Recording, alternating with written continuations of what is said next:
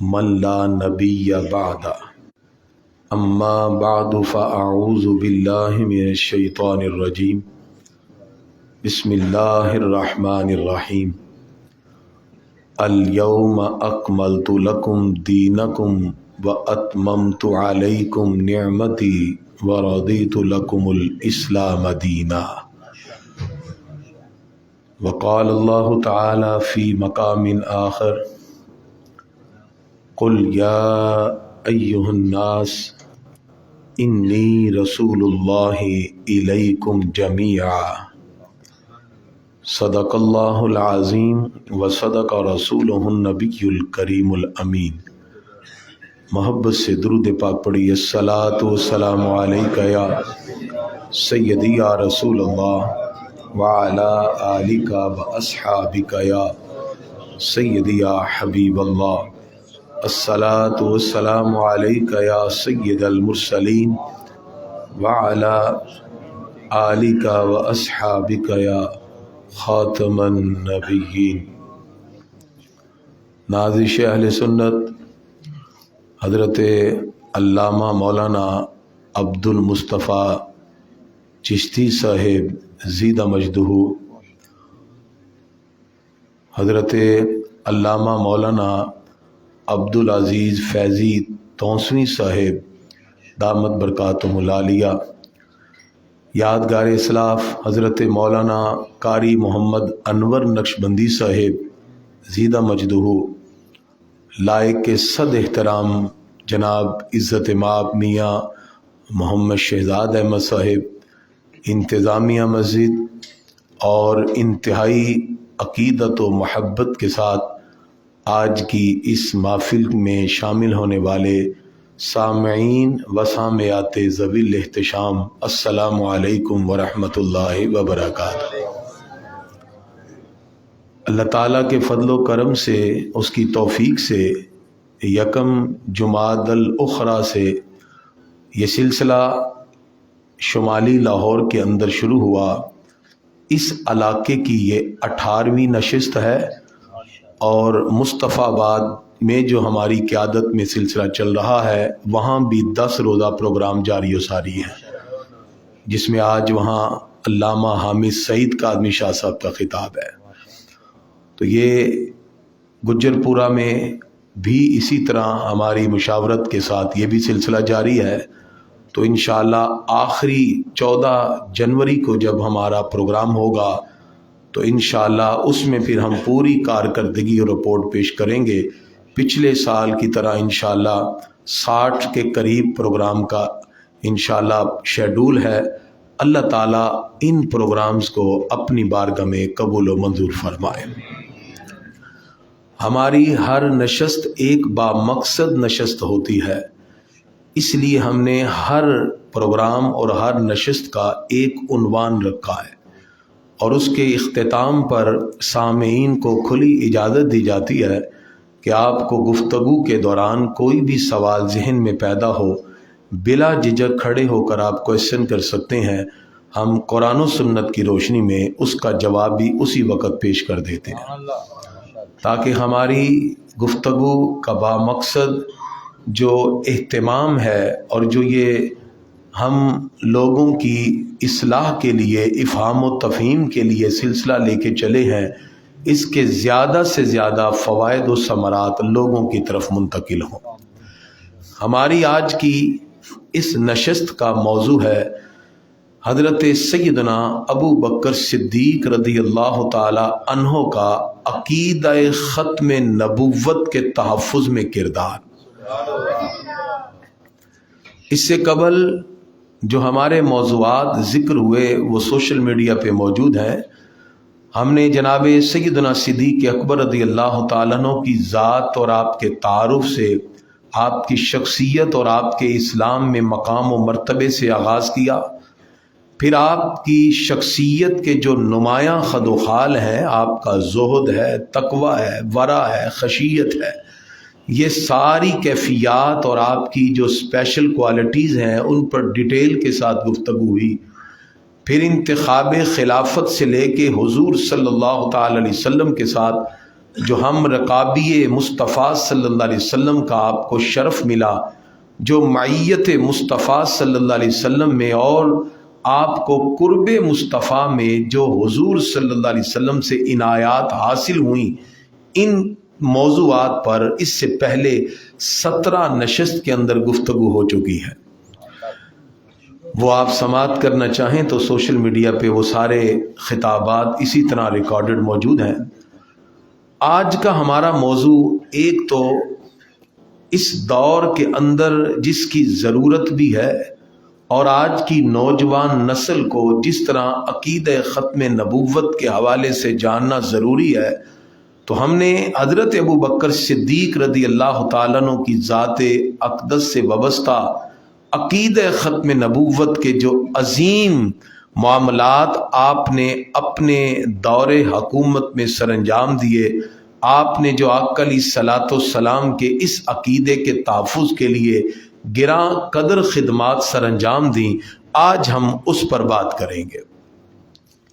گرامی قدر حضرات، اللہ رب العزت نے انبیاء کرام کو بھیجنے کا جو سلسلہ شروع کیا، حضرت آدم علیہ السلام سے یہ سلسلہ شروع ہوا، اور پروردگار نے اس سلسلے کو امام الانبیاء، سید سروراں، حامی بے کساں، قائد المرسلین، خاتم النبیین جناب محمد رسول اللہ صلی اللہ تعالی علیہ وآلہ واصحابہ وبارک وسلم کی ذات والا ستودہ صفات پہ ختم کر دیا۔ اس عقیدہ ختم نبوت پر قرآن کی تقریباً 100 سے زائد آیت ہیں، جس میں صراحت کے ساتھ یہ ذکر کیا گیا کہ حضور صلی اللہ تعالی علیہ وسلم کے بعد اب کوئی اور نبی نہیں آ سکتا۔ اس پر تفصیلات ہم نے پچھلے 1 مہینہ کے کورس میں ذکر کی تھیں۔ اگر آپ میں سے کوئی جاننا چاہے، وہ سارے کورس ہمارے سوشل میڈیا پہ موجود ہیں، اس میں 100 آیت پر ہم گفتگو کر چکے ہیں۔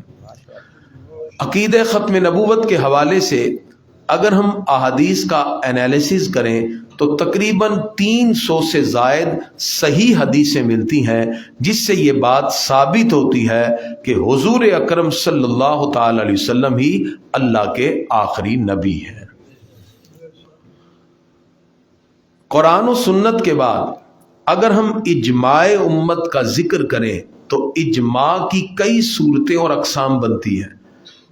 یہ وہ مسئلہ ہے جس پر اجماع سکوتی نہیں ہوا، اس پر اجماع کتابت میں نہیں ہوا، ریٹن میں نہیں ہوا۔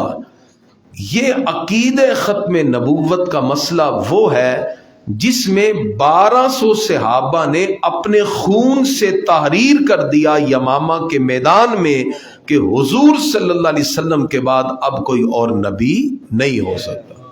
نعرہ تکبیر، نعرہ رسالت، تاجدار ختم نبوت، زندہ آباد، زندہ آباد، تاجدار ختم نبوت، زندہ آباد، زندہ آباد۔ اس سے قبل کہ میں جناب صدیق اکبر رضی اللہ تعالیٰ عنہ کا اس میں کردار اور آپ کی شخصیت سے جو اس عقیدہ ختم نبوت کو خوبصورت تحفظ دیا گیا اس پہ بات کروں، میں اپنی تمہیدی گفتگو میں عقیدہ ختم نبوت کو ایز اے ایبسٹریکٹ آپ کے سامنے بتانا چاہتا ہوں، تاکہ جب آپ کے سامنے اس کے پریفرنسز کلیئر ہو جائیں تو کنکلوژن نکالنے میں اور اس کا رزلٹ نکالنے میں آپ کے لیے آسانی ہو جائے۔ گرامی قدر حضرات، نبوت کا منصب وہ ہے جو کسی کو عبادت سے نہیں ملتا۔ اللہ تعالیٰ نے جن کو منصب نبوت عطا کرنا تھا، پروردگار نے عالم ارواح میں ہی ان کا انتخاب کر لیا اور ان کے سروں پہ نبوت کا تاج سجا دیا۔ نبوت اپ گریڈ نہیں ہوتی کہ کوئی کہے میں امتی ہوں اور میں نے اتنی عبادت کی کہ عبادت کے بعد اللہ نے مجھے نبوت کا تاج رکھ دیا یا مجھے نبی بنا دیا۔ نبوت اپ گریڈ نہیں ہوتی، بلکہ نبوت کا ڈیزگنیشن، رسالت کا ڈیزگنیشن، یہ وہ مناصب ہیں جو پروردگار کی طرف سے گاڈ گفٹڈ ہیں، اللہ تعالیٰ کی سلیکشن ہے. پروردگار نے جن کو منصب نبوت و رسالت دینا تھا اللہ تعالیٰ نے ازل میں ہی ان کا انتخاب کر لیا. نبی عالم ارواح میں بھی نبی ہوتا ہے، ماں کی گود میں بھی نبی ہوتا ہے، بچپن میں بھی نبی ہوتا ہے، لڑکپن میں بھی نبی ہوتا ہے، جوانی میں بھی نبی ہوتا ہے، بڑھاپے میں بھی نبی ہوتا ہے، دنیا میں بھی نبی ہوتا ہے، قبر میں بھی نبی ہوتا ہے، حشر میں بھی نبی ہوگا. نبوت کا وصف، رسالت کا وصف نبی سے کبھی بھی ایک لمحے کے لیے جدا نہیں ہوتا کہ کوئی پہلے نبوت کے بغیر ہو اور بعد میں اس کو نبوت مل جائے. اس لیے کہ نبوت تو قطعاً کسی عبادت اور ریاضت کی محتاج نہیں ہے، بلکہ یہ محض نبوت چلتا گیا، انبیاء کرام آتے گئے، لیکن ان کی نبوت اور ہمارے آقا کی نبوت اور رسالت میں بہت سا فرق ہے. پہلے انبیاء کرام آئے کوئی ایک قبیلے کے لیے، کوئی ایک قوم کے لیے، کوئی ایک زمانے کے لیے. ہر ایک رسول اور نبی ہیں. ان کے بھائی ہارون علیہ السلام اس نبوت کے پیغام کو پہنچانے میں ان کا ساتھ دیتے ہوئے منصب نبوت پہ فائز ہیں، اور انہی کے دور میں مدین میں حضرت شعیب علیہ السلام بھی نبوت کے منصب پہ فائز ہیں اور مدین میں بیٹھ کر اللہ کا پیغام پہنچا رہے ہیں. ایک ایک وقت میں کئی انبیاء بھی ہیں اور وہ اللہ کا پیغام پہنچا رہے ہیں، لیکن ان کا دائرہ نبوت کے پیغام کے اندر مختصر ہے. کسی ایک لیمیٹڈ نیشن کے لیے، مختص قوم کے لیے ان کو نبی اور رسول بنا کر بھیج دیا گیا.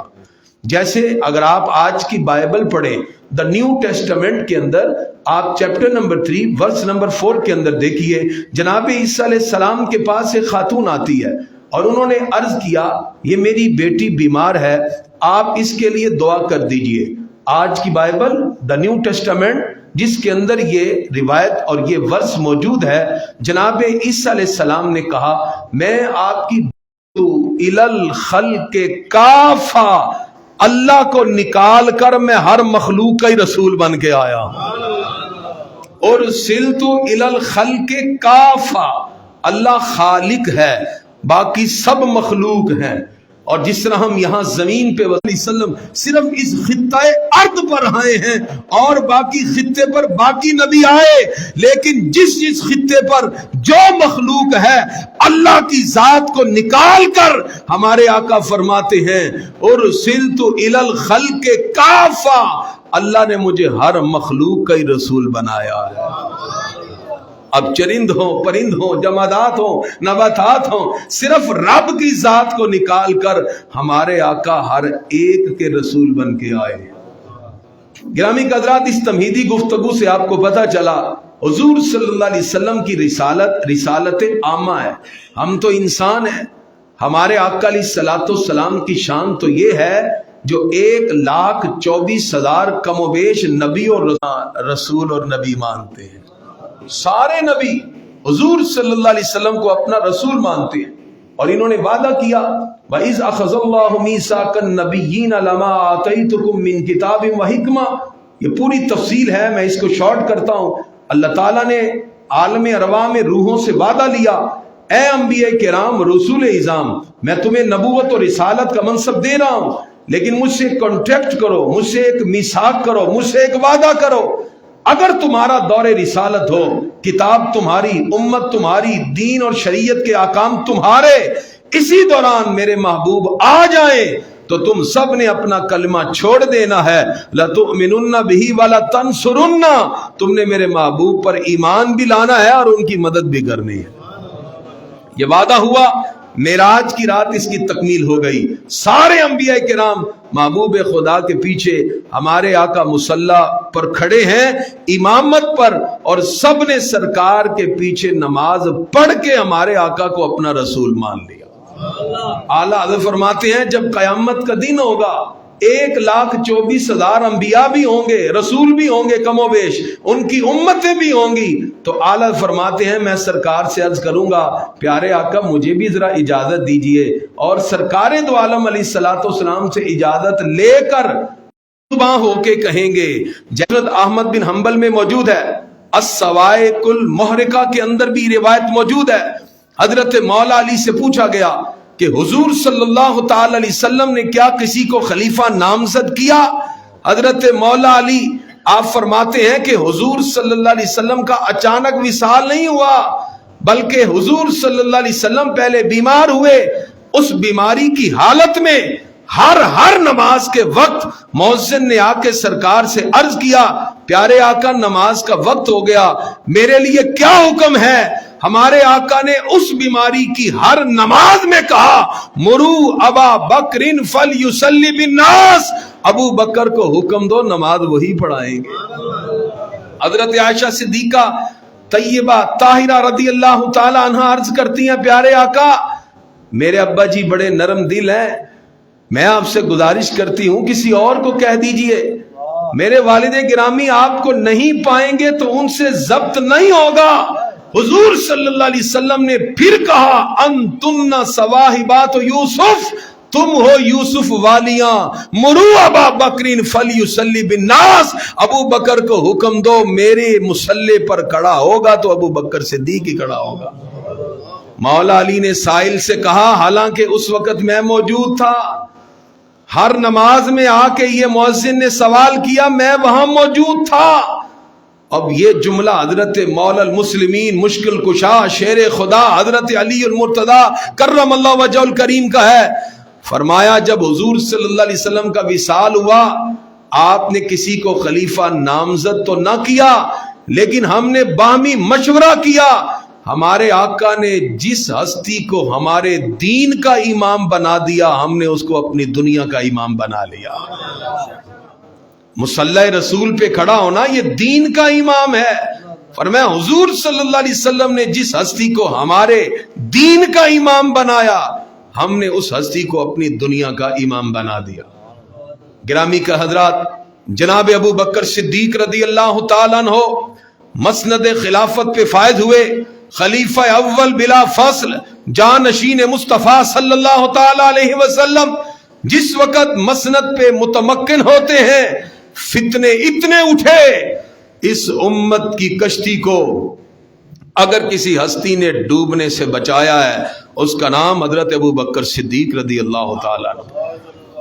ادھر سے مرتدین کی آواز آئی، ادھر سے مانعین زکوٰۃ نے سر اٹھایا، اور ادھر سے مدعیان نبوت نے سر اٹھا کر جب نبوت کا دعویٰ کیا، واہ ابو بکر صدیق تیری فراست پہ قربان، تیرے فہم پہ قربان، آپ کے تدبر پہ قربان۔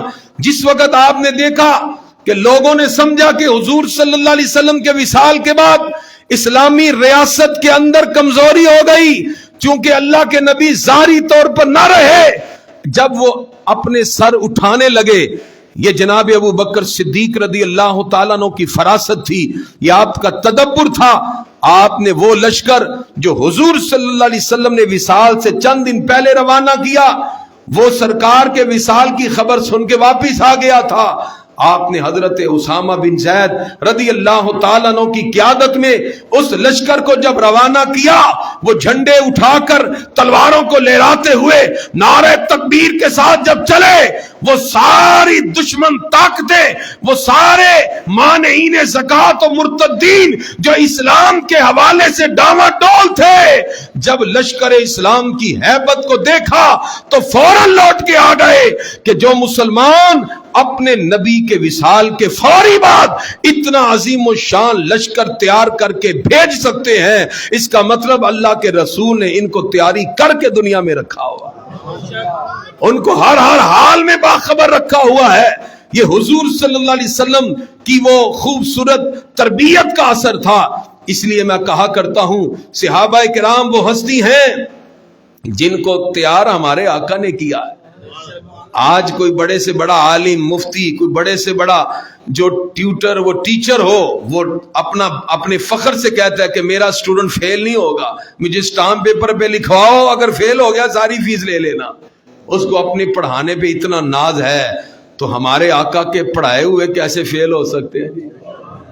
حضور صلی اللہ علیہ وسلم کے پڑھائے ہوئے کیسے فیل ہوں گے؟ آقا علیہ الصلوۃ والسلام نے تربیت ہی ایسی کی۔ اور جس ہستی کا ہم ذکر کر رہے ہیں، یہ صرف ہمارے آقا علیہ الصلوۃ والسلام کے پڑھائے ہوئے نہیں تھے، یہ ہمارے آقا کے بچپن کے ساتھی، لڑکپن کے ساتھی، جوانی کے ساتھی، بڑھاپے کے ساتھی، دنیا کے بھی ساتھی، آج مزار کے بھی ساتھی ہے۔ یہ حضرت ابو بکر صدیق رضی اللہ تعالیٰ عنہ ہیں۔ سرکار فرماتے میں حشر کے میدان میں آؤں گا، ابو بکر و عمر میرے ساتھ ہوں گے۔ اس ہستی کا ہم ذکر کر رہے ہیں جن کو خالق کائنات نے یہ مقام اور مرتبہ عطا کیا، جناب حضرت ابو بکر صدیق رضی اللہ تعالیٰ عنہ۔ اب میں اگر اس طرف جاؤں گا تو ٹائم لگے گا، میں اپنے ٹاپک کی طرف آ رہا ہوں۔ اسلامی ریاست کو جو بنیادی خطوط دیے، جن پہ چل کے 22 لاکھ مربع میل پر فاروق اعظم نے اسلامی ریاست کو قائم کیا، اس خطوط کو فراہم کرنے والی ذات کا نام ابو بکر صدیق ہے رضی اللہ عنہ۔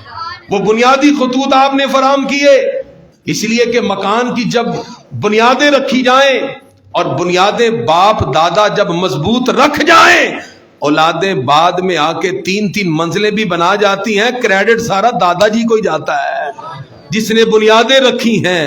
اگر بنیاد ٹیڑھی ہو جائے تو فارسی میں کہتے ہیں خشت اول چون حد میں مار کج، تاسریا می رود دیوار کج۔ اگر پہلے ہی خطوط خراب ہو جائے تو پھر عمارتیں کبھی کھڑی نہیں ہوتی۔ واہ ابو بکر صدیق تیری عظمت پہ قربان، خلافت راشدہ کے 30 سال جس پر اسلام کی ریاست کھڑی رہی، اس خلافت راشدہ کو جس ہستی نے بنیادیں فراہم کی اور خطوط فراہم کر دیے، اس ہستی کا نام ابو بکر صدیق رضی اللہ تعالی۔ بعد میں ان راہوں پہ چلنا آسان ہوتا ہے۔ میاں شہزاد صاحب والد صاحب کا ذکر کر رہے تھے، اس ہستی میں میرے والد گرامی نے اس بستی میں یہ خطوط فراہم کیے، اپنی زندگی کے سارے ایام لگا لیے۔ اب ہمارے لیے تو خطوط آسان ہیں، ہم انہی خطوط پہ چلتے جا رہے ہیں۔ کریڈٹ سارا علامہ قاری کریم الدین سیالوی کو جا رہا ہے، ہم تو ان کی پاؤں کے خاک کے برابر بھی نہیں ہیں۔ مجاہد چشتی صاحب کہہ رہے تھے جی یہ آپ بزرگوں کی اولاد ہے، میں کہ جی خدا کی قسم میں تو آج قدموں میں بیٹھنا سعادت، میں تو کرسی پہ بیٹھ ہی نہیں رہا تھا۔ میں اپنے آپ کو علماء کے پاؤں سے لگنے والی خاک سے بھی نسبت نہیں دیتا، میں اس سے بھی کم تر اپنے آپ کو سمجھتا ہوں۔ یہ بڑے عظیم ہیں، اور یہ آپ کو سمجھے ابھی کیا ڈگری کچھ علم ڈگری کچھ نہیں ہے، یہ بس ابا جی کی نظر ایسی ہوئی ہے، اللہ تعالیٰ نے 2 لفظ بولنے کا طریقہ دے دیا۔ یہ جو کچھ بھی یہ بزرگوں کی دعاؤں کا صدقہ ہوتا ہے۔ خدا کی قسم میں جو بات کہہ رہا ہوں بالکل ٹھیک ہے، یہ بات ایسے ہی ہے کہ خطوط پہلے جو بزرگ قائم کر جائیں ان خطوطوں پہ چلنا پھر آسان ہو جاتا ہے۔ واہ ابو بکر صدیق رضی اللہ تعالیٰ عنہ، آپ نے اسلامی ریاست کے جو خطوط کھینچ کے فراہم کر دیے، اس پہ چل کے پوری دنیا تک اسلام پھر پہنچ گیا۔ گرامی قدر حضرات، وہ جو خطوط آپ نے فراہم کیے، اس میں عقیدہ ختم نبوت کا تحفظ پوری دنیا کے سامنے بتا دیا۔ آقا علیہ الصلوۃ والسلام کی جب عزت اور ناموس کی باری آئے تو پھر کوئی مسلمان ہیل و حجت سے کام نہیں کرے گا، پھر ادھر ادھر کی باتیں نہیں بنائے گا۔ جب ختم نبوت کی باری ہوگی تو پھر حضور صلی اللہ تعالی علیہ وسلم کے لیے، آقا علیہ الصلوۃ والسلام کے اس عقیدہ کے تحفظ کے لیے اپنا سب کچھ قربان کرنا، یہ انسان کی سعادت مندی ہوتا ہے۔ آپ نے جس وقت دیکھا بڑے بڑے سانڈ اٹھ گئے، ادھر سے طلیحہ بن خیلد ہے، ادھر سے اسود عنسی ہے، ادھر سے مسیلمہ کذاب ہے، ادھر سے سجا بنت حارث ایک عورت نے بھی نبوت کا دعویٰ کر دیا، پھر دونوں نے نکاح کر لیا، مسیلمہ کذاب سجا بنت حارث نے، اور اپنی ایک جھوٹی امت بنائی۔ بہت بڑے قلعے کے اندر گئے۔ اکثر لوگ کسی بندے کی جاہ و حشمت سے اکثر معروف ہو جاتے ہیں، تو میں کہا کرتا ہوں کسی کی کثرت کو نہیں دیکھتے۔ میں نے تفسیر کبیر پڑھ رہا تھا، ایک جملہ پڑھا، میاں صاحب جملہ بڑا مزیدار مجھے لگا، میں نے یاد کر لیا علامہ صاحب۔ اس میں لکھا تھا تُعْرَفُ الرِّجَالُ بِالْحَقِّ لَلْحَقُّ بِالرِّجَالِ۔ چونکہ ہمارے ابا جی نا اردو کی کتابیں نہیں پڑھتے تھے، وہ ساری عربی کی کتابیں ہیں، تو اردو کی تو ہے ہی نہیں ہمارے پاس، ساری عربی میں ہے یا فارسی میں ہے، تو وہ عربی میں ہی ہے ہمارے پاس نا تفسیر کبیر۔ تو اس میں ایک جملہ میں نے پڑھا، اس میں تھا تُعْرَفُ الرِّجَالُ بِالْحَقِّ لَلْحَقُّ بِالرِّجَالِ، جس کا ترجمہ ہے کہ حق بندوں سے نہیں پہچانا جاتا، بندے حق سے پہچانے جاتے ہیں۔ یہ تفسیر کبیر میں لکھا ہے، بڑا پیارا جملہ مجھے لگا۔ آج لوگ پتہ کیا کرتے ہیں؟ حق بندوں میں ڈھونڈ رہے ہوتے ہیں، اور نہیں بندے حق سے پہچانے جاتے ہیں، حق بندوں سے۔ دیکھیں نا، یزید کے پاس بندے زیادہ تھے یا امام علی مقام کے پاس؟ یزید کے پاس۔ تو حق کس کے پاس تھا؟ اور بولیں تو صحیح، کچھ حق ہے۔ امام علی مقام امام حسین رضی اللہ تعالیٰ عنہ کے پاس ہی تو حق تھا۔ تو اب کثرت افراد دیکھ کے کوئی کہے نہیں جی حق یزید کے پاس ہے کیونکہ بندے زیادہ ہیں، تو تفسیر کبیر میں علامہ راضی لکھتے ہیں تعرف الرجال بالحق لا الحق بالرجال، بندے حق سے پہچانے جاتے ہیں، حق بندوں سے نہیں پہچانا جاتا۔ حضرت ابو بکر صدیق رضی اللہ تعالیٰ عنہ، آپ نے اس وقت اگرچہ مسلمہ کذاب کثیر افراد کے ساتھ آیا، 40,000 کا لشکر لے کے آیا، تو کثرت افراد نہیں دیکھی جاتی، دیکھا یہ جاتا ہے کہ کس کا جو کام ہے یا بات ہے یا کس نے جو بات کہی ہے وہ اللہ اس کے رسول کے مطابق ہے۔ وہ فرد واحد بھی ہو جس کی بات حق ہوگی، اللہ اس کے رسول کی بارگاہ میں وہی قبول ہو۔ اور اسلام کا یہ کرائیٹیریا ہے۔ پوری جماعت کے اندر جس وقت سوال اٹھا حضور صلی اللہ علیہ وسلم کی تدفین کے حوالے سے، بعد نے کہا سرکار کے ابائی گھر مکہ کی طرف لے جایا جائے، بعد نے کہا جنت البقیع پسند کی جاتی تھی، یہاں آئے، یہاں سرکار کا روضہ مبارک بنے، بعد نے کہا نہیں جی نہیں، مکہ اور مدینہ کے درمیان روضہ بنے گا تاکہ اہل مکہ اور مدینہ دونوں آئیں۔ 3 رائے آ گئی۔ اب ابو بکر صدیق تو واحد تھے لیکن پوری امت پہ باری تھے۔ آپ نے کہا میں نے اپنے آقا سے سنا ہے نبی کا جہاں وصال ہوتا ہے وہی نبی کا مزار ہوتا ہے۔ اب تھے تو اکیلے ہی لیکن ایک بات پوری امت پہ باری تھی۔ اس لیے گرامی قدرات، صرف ڈیموکریسی اور جمہوریت کے اس نظام میں نہ گم ہو جائیں۔ اقبال نے کہا تھا جلال پادشاہی ہو یا جمہوری تماشا ہو، جدا ہو دین سیاست سے تو رہ جاتی ہے چنگیزی۔ ہماری تباہی کا سبب یہ بن گیا کہ ہم نے لوگوں کی کثرت کو دیکھ کے فیصلے شروع کر دیے، اگرچہ تنہا ایک بندہ بھی حق کو کہہ رہا ہو ہم کہتے نہیں یہ کلہ ہے اتھے بوتے نے، یہ نہیں ہو، یہ تو ہمارا معیار ہی نہیں ہے اسلام کا۔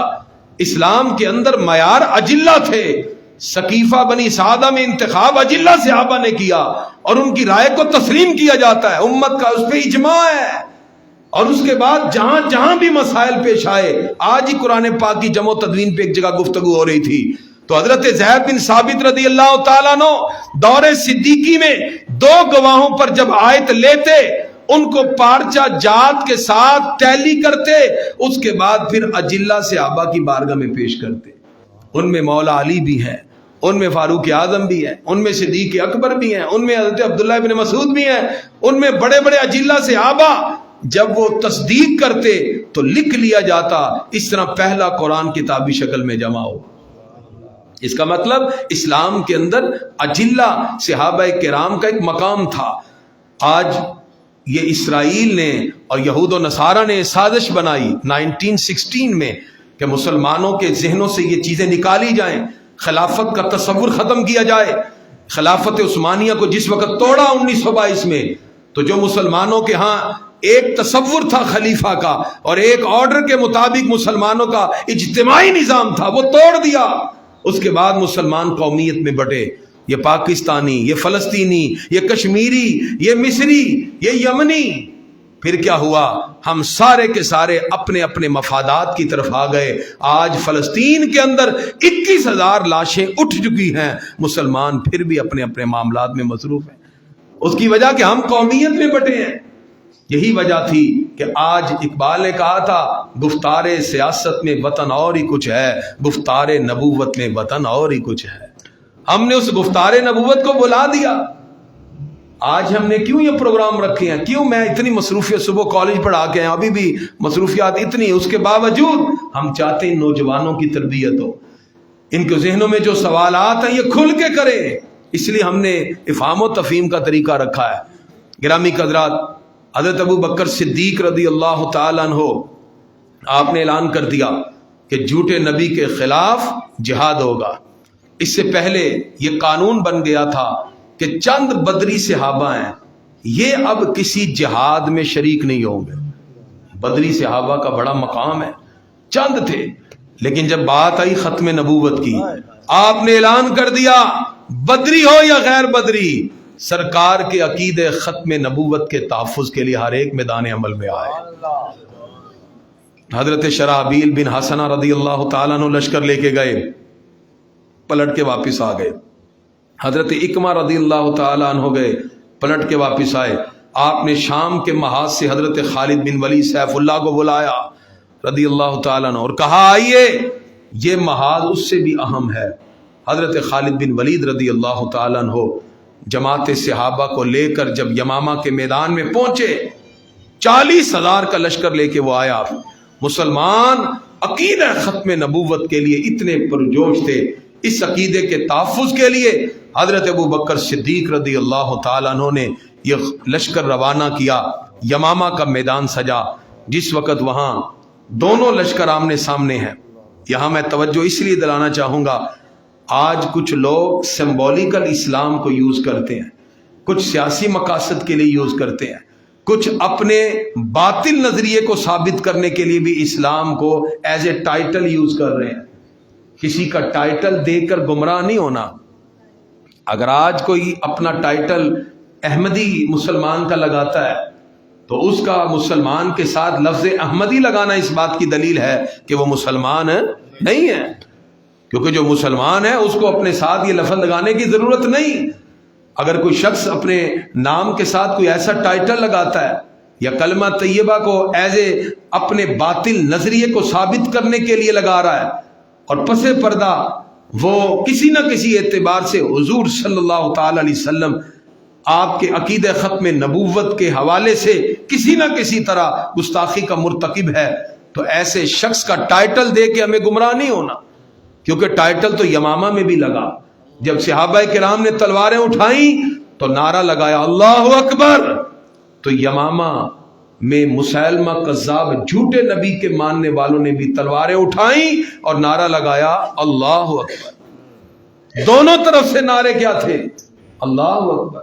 البدایہ والنہایہ میں موجود ہے، جب دونوں طرف سے اللہ اکبر کی صدائیں آئیں، پتہ چلا کبھی منافق بھی اسلام کا لبادہ اوڑھ کر اسلام کے اندر سازش بنانے کے لیے آتا ہے، کبھی اسلام کے خلاف سازشیں بننے والے مسجد ضرار کے اندر بیٹھ کر مسجد کا نام استعمال کر کے بھی اسلام کو کسی نہ کسی طرح سازشی طور پر بدنام کرنے کی کوشش کرتے ہیں۔ گرامی حضرات، جس وقت یہ سلسلہ ہوا دونوں طرف سے اللہ اکبر، تو یمامہ کے میدان میں پھر اہل حق کی پہچان کیا تھی؟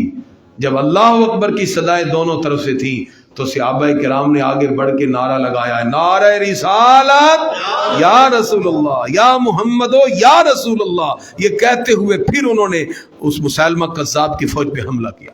پتہ چلا اہل حق جس وقت بھی پہچانے گئے تو ان کے پاس نعرہ ایک ہی تھا، نعرہ رسالت صلی اللہ علیہ وسلم۔ حضور صلی اللہ تعالی علیہ وسلم کا نام نامی اسم گرامی جب یمامہ کے میدان میں آیا تو ایک جذبہ بیدار ہوا، باوجود اس کے کہ صحابہ کے پہلے قدم اکھڑ گئے، پیچھے ہٹے، بعد میں اپنے اتنے جسم زمین میں گاڑ لیے، کہا پیچھے نہیں ہٹیں گے۔ حضور اکرم صلی اللہ تعالی علیہ وسلم کے جانثار یہ وہ صحابہ کرام ہیں جن کی عظمت اور شان یہ ہے، دنیا کے سارے غوث و قطب و ابدال مل جائیں صحابی کی گرد راہ کو بھی نہیں پہنچ سکتے، صحابی کی گرد راہ کو بھی نہیں پہنچ سکتے۔ حضرت عبداللہ بن مبارک سے جب سوال کیا گیا نا کہ مقام کن کا بلند ہے، حضرت عمر بن عبدالعزیز جو کہ صحابی تو نہیں ہے، 99 ہجری میں مسلمانوں کے عظیم، ان کو 5ویں خلیفہ تسلیم کیا جاتا ہے، حضرت عمر بن عبدالعزیز کا مقام زیادہ ہے یا حضرت امیر معاویہ رضی اللہ تعالیٰ عنہ کا؟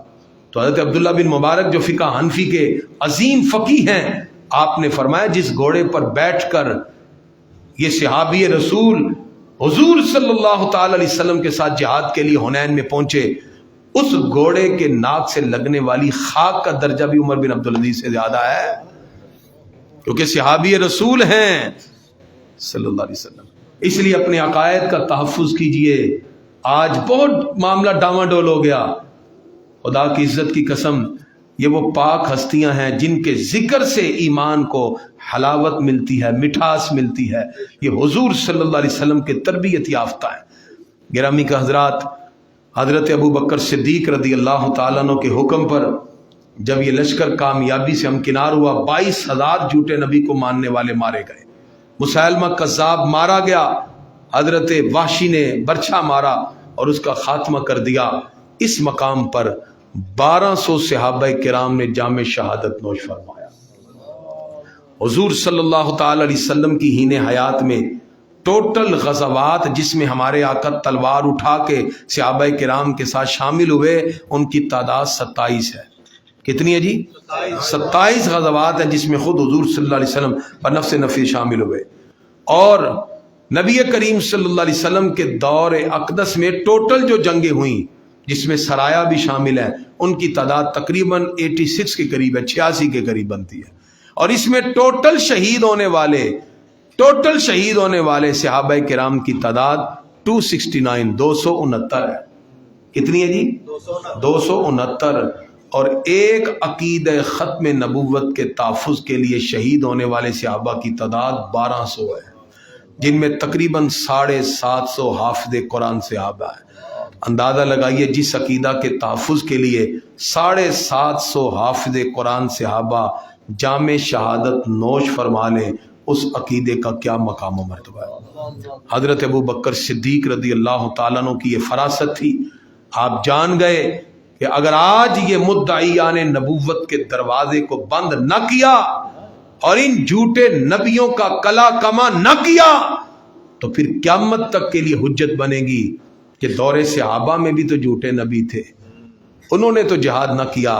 ابو بکر صدیق رضی اللہ تعالیٰ عنہ نے قیامت تک کے مسلمان کو پیغام دے دیا کہ حضور صلی اللہ علیہ وسلم کے بعد اب کوئی اور نبی نہیں، اور آقا علیہ الصلوۃ والسلام اللہ کے آخری نبی ہیں، اور ایز اے آخری نبی ان کو تسلیم کرنا یہ ہمارے ایمان کا حصہ ہے۔ نعرہ تکبیر، نعرہ رسالت،